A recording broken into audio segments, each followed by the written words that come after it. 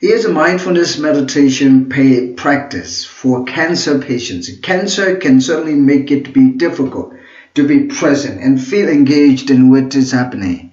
And for patients who have been diagnosed with advanced cancer or facing end-of-life issues, their mind can be so full of worry and stress. They struggle to be present and aware of the time they have right now. Fortunately, there have been many advances in the treatment and in management of a cancer diagnosis, and patients are finding alternative ways to cope with both physical and emotional challenges that come with the disease. In recent years, more people have recognized mindfulness and mindfulness training as a way to decrease stress and increase psychological functioning with the cancer patients. A 2011 study found that the most of the participants expressed a number of perceived positive effects after participating in mindfulness program, including increased calm, enhanced sleep quality, more energy, less physical pain, and increased well-being. These findings show that through mindfulness, you may be able to enhance your capacity to handle the life stresses that affect the body's ability to heal. According to the National Cancer Institute, up to half of the cancer patients have trouble sleeping. Insomnia is the most common sleep disturbance, affecting up to 80% of patients. Emotional stress, side effects from medications, and pain all contribute to difficulty falling asleep. However, insomnia is not a mere inconvenience. Getting adequate deep sleep lowers stress hormones like cortisol, boosts immune function, and cortisols boost immune functions, reduces inflammation, and promotes the body's healing mechanisms. A big problem of those who suffer for cancer is particularly insomnia. Actually, people will be very difficult to sleep well when they suffer for some illnesses. Even boy who was left alone by his beloved girlfriend can be very hard to sleep and to work too. He will be suffer for his lovely girlfriend for a longer time, and depending upon how much he matters with her. If he is too deep to love her, he will suffer a lot. And he will be very difficult to do this meditation if he thinks it is a religious practice.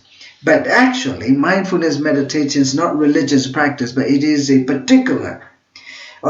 practical approach to cope with our mental suffering.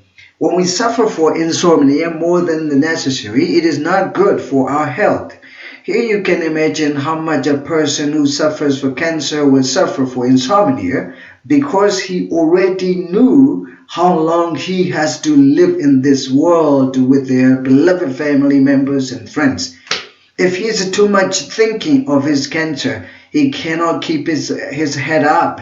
He may be extremely suffer for his life limit. He will be very hard to sleep and to eat because he is waiting for his last moment to die. At first, he needs to cope with insomnia every night, and this mindfulness meditation practice can help him cope with insomnia. When he gets a good enough sleep, he will overcome insomnia, then he can calmly handle his cancer.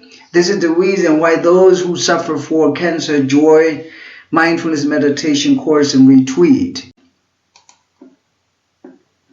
This mindfulness meditation will not be a religious practice anymore. It will become an antidote or an antibiotic for entire humanity. When you are thinking of something such as, oh, poor me, how could I suffer for cancer? What shall I do? And so on. These kinds of a thought can increase your stress level that consequently increases anxiety, worry, depression, and insomnia. Here's a technique that is called Cittanupassana, contemplation of mental activities. No matter whatever you are thinking, or you should try to mindfully observe any kind of a thought to see it as it is. When you mindfully observe any state of mind, you will see that they rise and pass away. Actually, they cannot disturb you, but lack of attention led by craving and ignorance is closely disturbing you. It does not bring any benefit to you. Therefore, instead of ignorantly thinking of something else, you should switch on your attention and should try to be mindful of any thought and observe it as it is. Then you will see the impermanent nature of the thought, and you should try to observe any thought very mindfully and closely. Then you will see, they are rapidly rising and passing away. Of course, they cannot disturb me when I see their true nature as they are. They cannot even exist for a split second in me, and they are just born and die within a split second. My own ignorant mind generates so many states of mind and that make me suffer. When you realize like that, you will start feeling better, alleviated, and liberated from your suffering. This is called Cittanupassana, the mindfulness-based vipassana meditation. When a thought arises, you will mindfully observe it and it passes away. When you will see it passes away so quickly. Actually, there usually arise so many thoughts, unlimited even in a split second. You cannot see all of these mental states rising and passing away, but you just have to observe a clear one, a noticeable one at first. Later on, when you have a deep enough concentration by being mindful of everything that rises and passes away, you will see quite many states of mind rising and passing away in you. When you are doing it mindfully, stress is reduced, anxiety reduced, restlessness is reduced, and all of the negative emotions are reduced. Therefore, it can help you live a healthy life. There are too many things left I need to explain when you are in a retreat with the practical approach to the path, Cittanupassana Magga Satcha, including mindfulness-based vipassana meditation. Those who take the retreat will also have time to question as they experience with the practice. I call it a time to interview. The way you practice also needs to be updated and extended every day with the result of the individual interview and experience. This book is just for learning something a bit more of the technique, and if you are able to do it, you can put into practice at home. Actually, this book is just better than nothing for you if you compare with the way you must do it in a retreat. However, when you have this book, you will read it and see something a bit more of mindfulness meditation. If you put into practice as you learn from this book, you will see some practical benefits from your practice even at home. See a story of a monk in the time of the Buddha. Concerning Cittanupassana, I want to show you an example of a monk in the time of the Buddha. This story is related to a verse number 36 in Dhammapada volumes 1. The monk was the son of a rich family. He was a layman before he became a monk. One day he saw a monk going alms round from house to house for collecting alms food, especially offered to the monks by the faithful people. One day he saw a monk going for alms round from house to house for collecting alms food specially offered to the monks by the faithful people.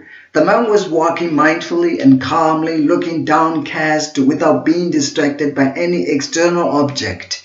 His mind is so quiet because he was walking mindfully by practicing mindfulness-based vipassana meditation as he was instructed. The son of a rich family living in the southwest of India was watching a monk walking mindfully and steadily for alms food from house to house. He was so much interested in the monk with a peaceful, sedate, serene, and calm face and manner, and away he was walking. He could not stop his mouth to ask the way how the monk made him happy.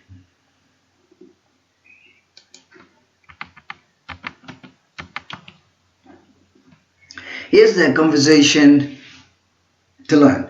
Ritsan, Bante, could you please tell me the way to free from dukkha, because I want to free from dukkha? Monk, okay boy, then you should do it a bit generosity to a monk or by lot. Ritsan, okay then, is there any practice higher than that, Bante? Then you should take a refuge in the Buddha, in the Dharma, in the Sangha, the triple gems. Ritsan, okay. Is there any practice higher than that, Bante? Monk, then you should observe the 5 precepts or the 10 precepts, boy. Ritsan, okay. Is there any practice higher than that, Bante? Monk, then you should become a monk by boy. Ritsan, okay, Bante, I will do so. Here in the story, he asked higher than that. Look how his mind is generating thoughts one after another.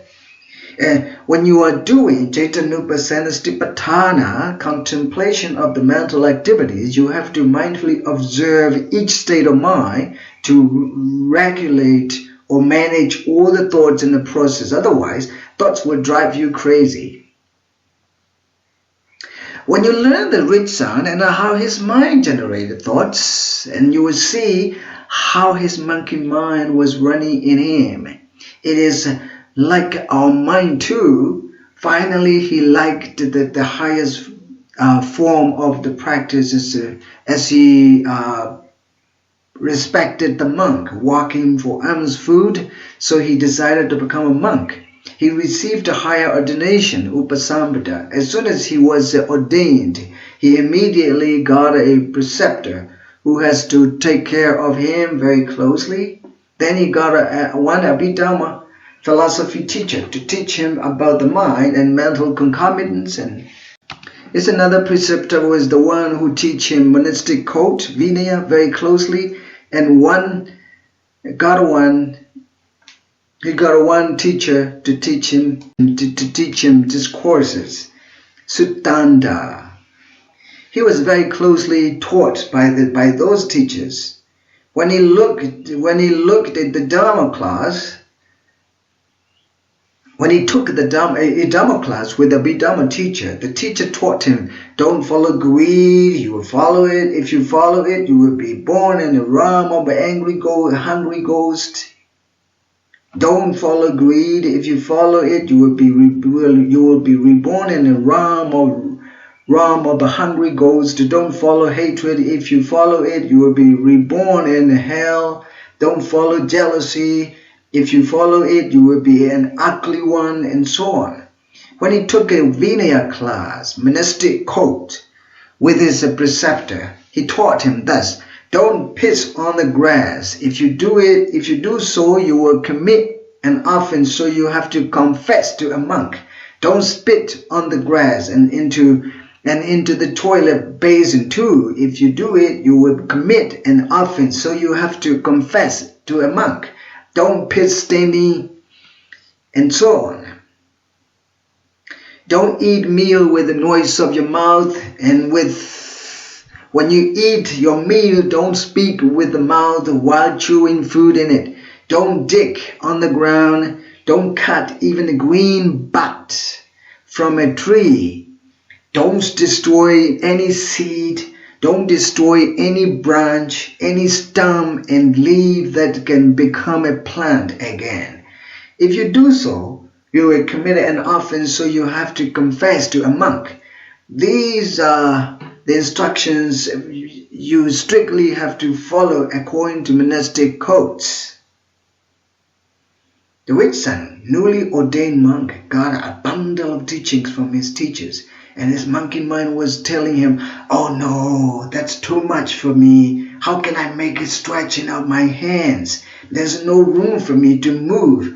If I have to follow all of these teachings from my teachers, how can I be happy to live monastic life? if I have to do so every day, oh, it is difficult, so I have to go back home. This was what happened with his monkey mind. This is what happened here with his monkey mind. He was so active at first to become a monk, to follow the highest form of the practice in the Buddha's teaching. He decided to do so, but now when he got a bundle of teaching from how to live as a monk in monastic life, he felt it difficult to go on this way. You can learn now from the story and how his monkey mind's running and jumping. His monkey mind is the same to us too. Monk and finally, the Buddha heard that he wanted to disrobe because he was feeling bored with the life of monk and not happy. The Buddha called him by name to come to meet. The Buddha asked, "Did you feel bored with the teaching?" Bored monk, "Yes, Bande." Buddha, "What makes you feel bored?" Bored monk, "Well, I got a lot of teachings I have to follow, and I don't really know I can do it or not. That made me bored." Buddha, "All right, if I teach you to do the only one thing, can you do so and happy?" Bored monk, "Oh, if I have to do the only one thing, I would definitely be happy, Buddha. Then what is the one thing I have to do in monastic life?" The Buddha, "Well, you have to take care of your own mind by mindfully observing whatever generates in you, and please observe every mental state generated by your own mind without missing any one of them. That's all." Bored monk, "All right, I will try my best, Buddha."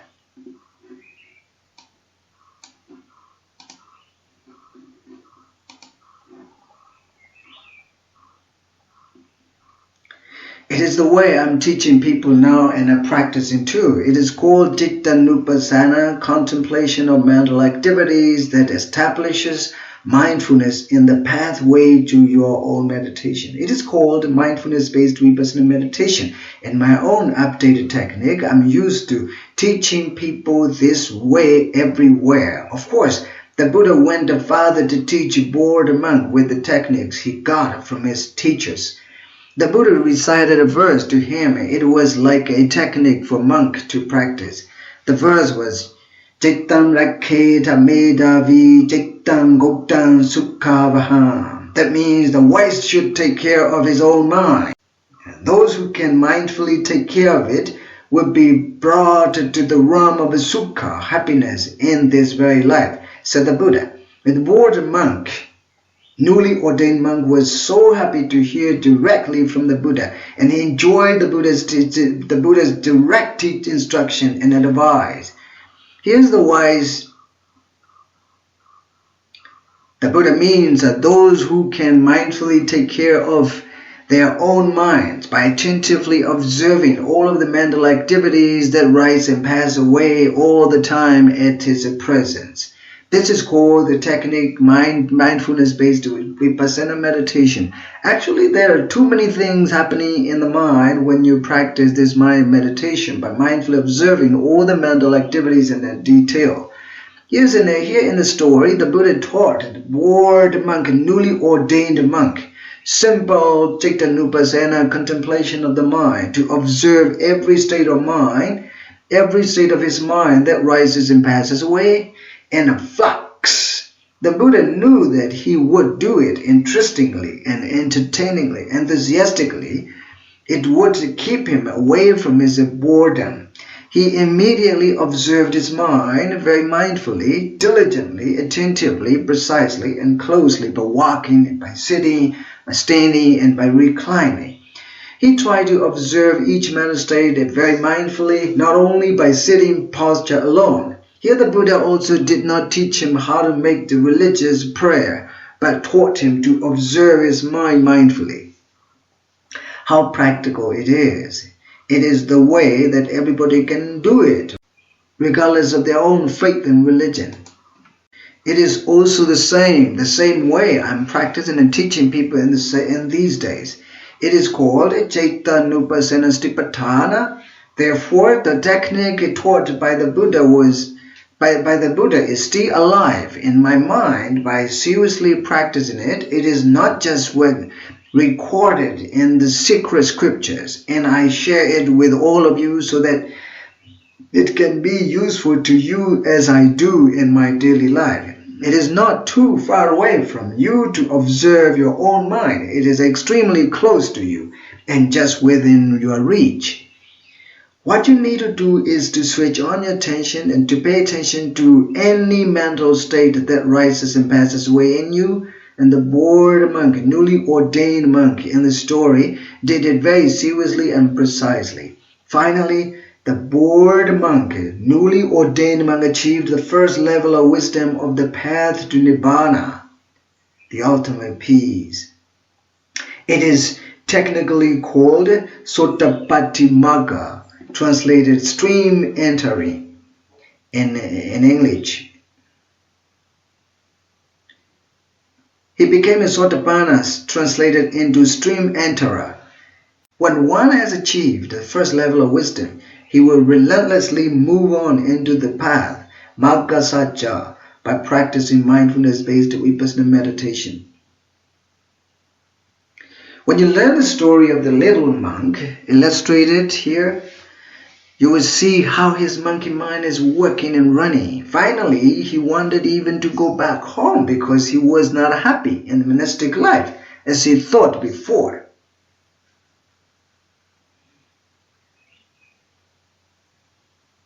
There might have been many more thoughts at the back of his mind pushing him to go back home. Actually, life is so simple, but our monkey mind in the life is complicated and always used to making us trouble. We have all been experienced with our own monkey mind for years, and we know how it has made us trouble so far. Sometimes some people get so sick with their monkey minds that they have to take some pills to make themselves better and sleep, but it has not worked properly yet.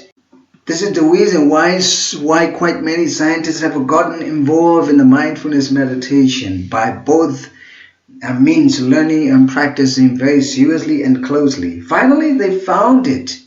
They found it works. Finally, they found it works quite properly to cope with most of the diseases people have been suffered.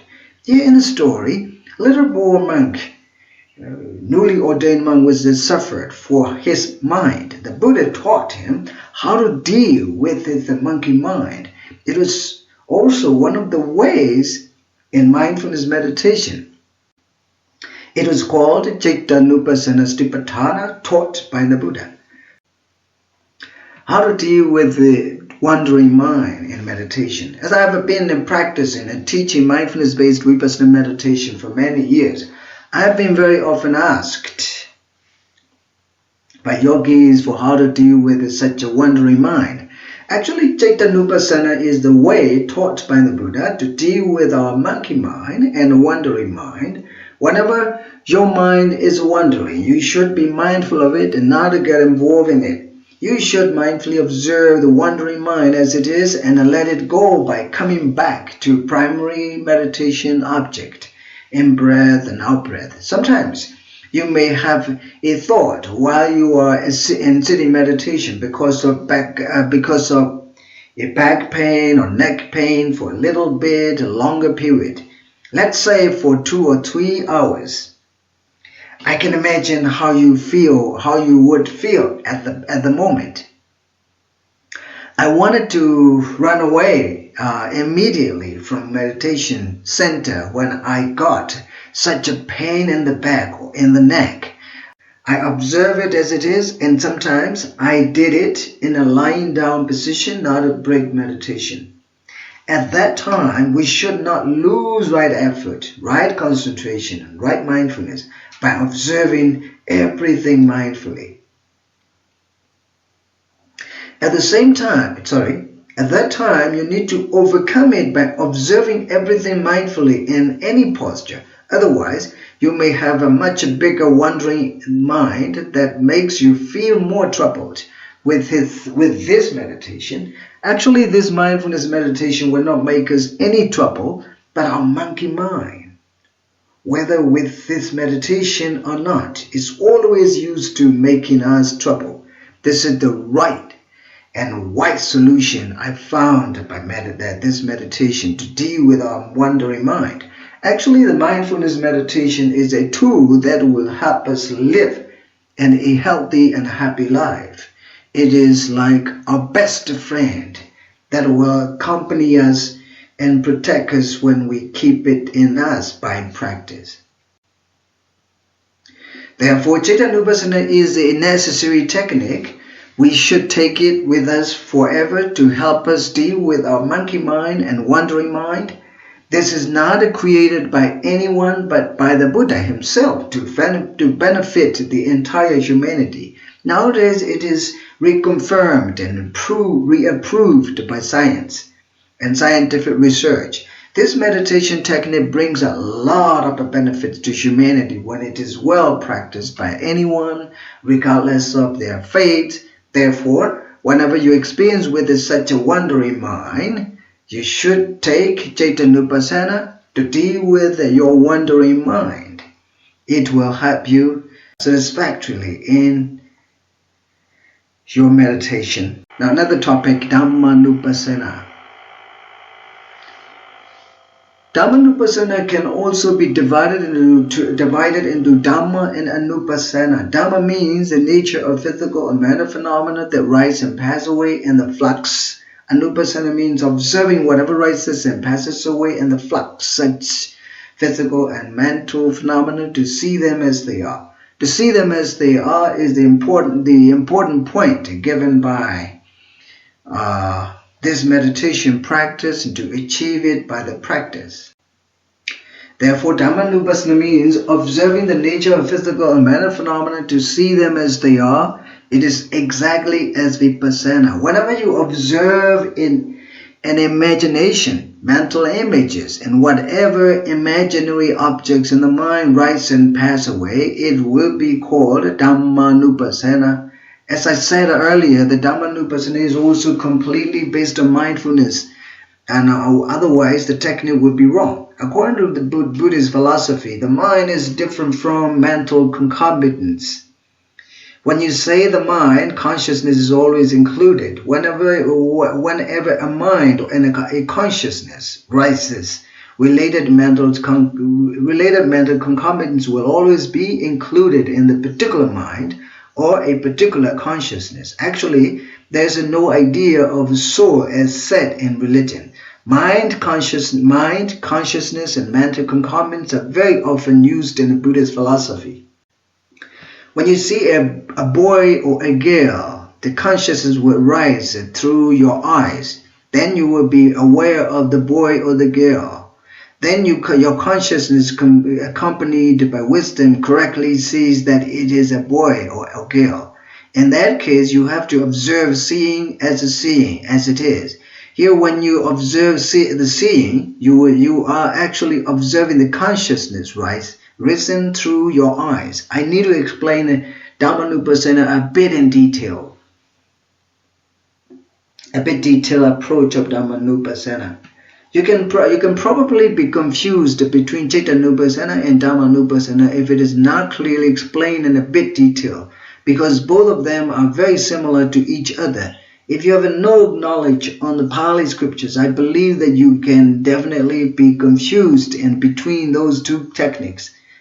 When you are observing the seeing consciousness, the technique of observing the particular consciousness is called Cittanupassana. However, when you see something or someone you do not like, and you will immediately feel angry or ill will or aversion, you will continue to mindfully observe such a mental concomitant as the anger or ill will or aversion.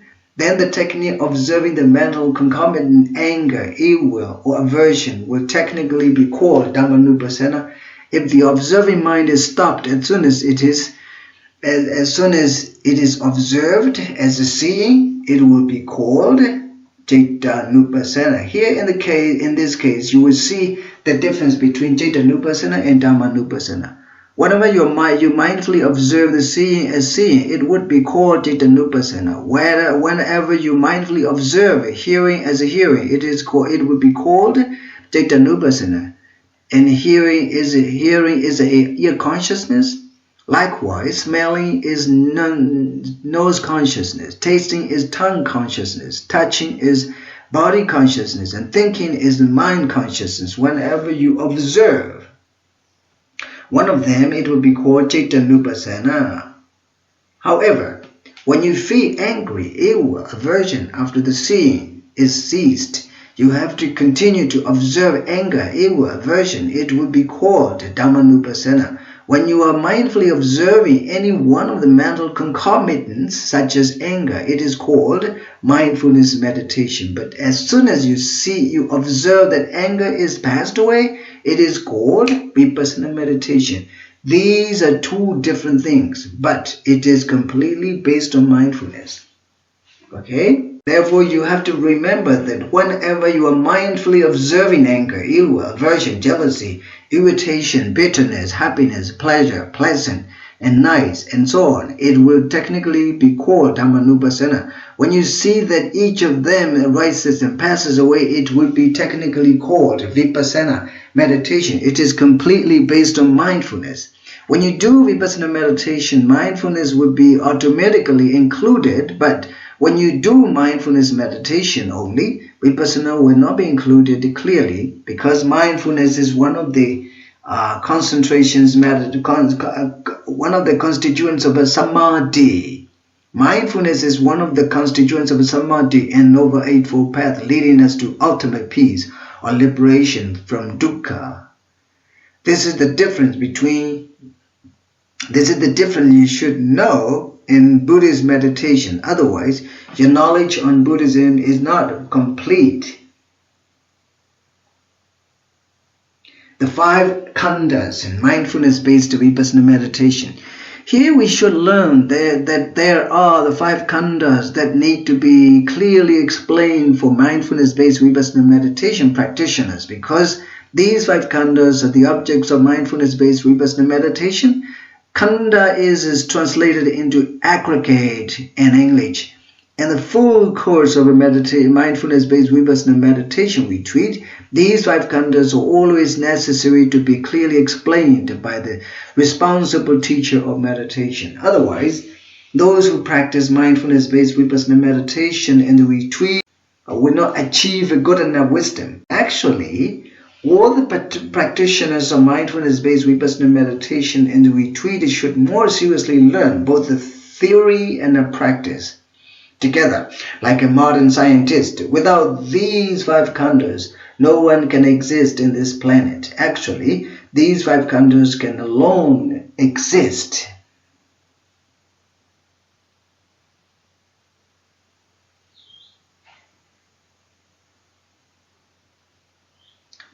The 5 khandhas are as follows.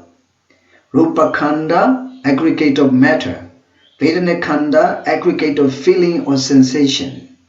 Sanya khandha, aggregate of perception. Sankhara khandha, the aggregate of formation. And Vijnana khandha, the aggregate of consciousness. Actually, there are total 52 mental concomitants listed in the Abhidhamma aspect of the Buddha's teaching, according to Buddhist philosophy, but 50 of them are grouped in Sankhara khandha, the aggregate of formation. They should be observed by Dhammanupassana. According to Buddhism, these 50 mental concomitants are especially grouped in Sankhara khandha, aggregate of formation, because they are led by volition, which is one of them. Actually, volition motivates every mental concomitant that activates all of us to be in action.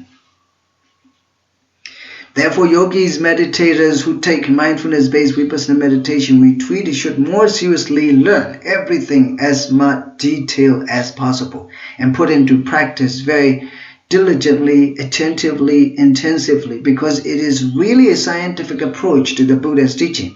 When you are learning all the mental concomitants in much detail, you are learning good enough course of the theory so that you can put into practice as science does. Or otherwise, meditation will keep you bored when it is a practice. But no, this meditation practice is sort of brain training, proven by scientists in these days. Actually, Dhammanupassana is quite hard to learn from the distance because there are a total of 50 mental concomitants are included in Sankhara Khanda that should be observed by Dhammanupassana. Therefore, I feel very hesitant and reluctant to explain on Dhammanupassana while I'm away from my meditation students, because I need to be closer to explain theory clearly and let them practice clearly too. Here are 50 mental concomitants.